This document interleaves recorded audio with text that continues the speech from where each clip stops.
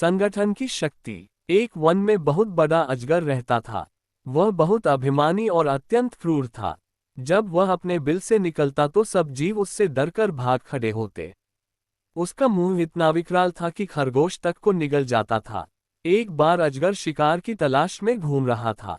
सारे जीव तो उसे बिल से निकलते देखकर ही भाग चुके थे। उसे कुछ न मिला तो वह क्रोधित होकर फुफकारने लगा और इधर उधर खाक छानने लगा। वहीं निकट में एक हिरनी अपने नवजात शिशु को पत्तियों के ढेर के नीचे छिपाकर स्वयं भोजन की तलाश में दूर निकल गई थी। अजगर की फुफकार से सूखी पत्तियां उड़ने लगी और हिरनी का बच्चा नजर आने लगा।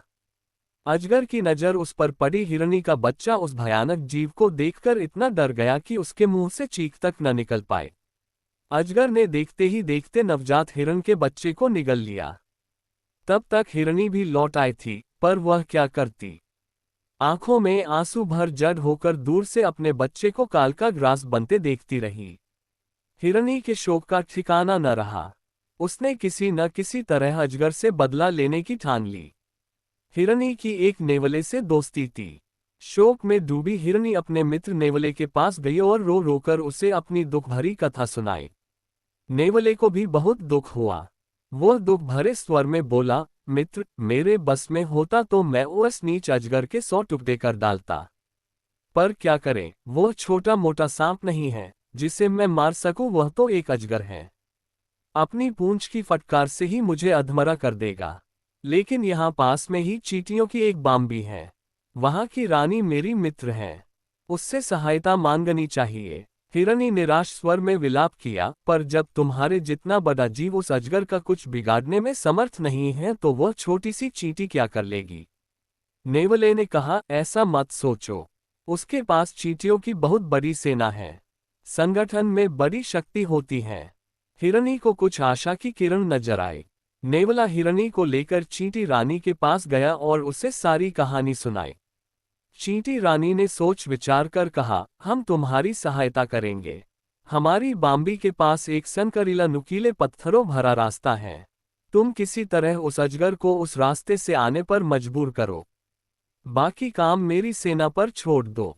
नेवले को अपनी मित्र चींटी रानी पर पूरा विश्वास था, इसलिए वह अपनी जान जोखिम में डालने पर तैयार हो गया। दूसरे दिन नेवला जाकर सांप के बिल के पास अपनी बोली बोलने लगा। अपने शत्रु की बोली सुनते ही अजगर क्रोध में भरकर अपने बिल से बाहर आया। नेवला उसी सनकरे रास्ते वाली दिशा में दौड़ा। अजगर ने पीछा किया। अजगर रुकता तो नेवला मुड़कर फुफकारता और अजगर को गुस्सा दिलाकर फिर पीछा करने पर मजबूर करता। इसी प्रकार नेवले ने उसे सनकरीले रास्ते से गुजरने पर मजबूर कर दिया। नुकीले पत्थरों से उसका शरीर छीलने लगा।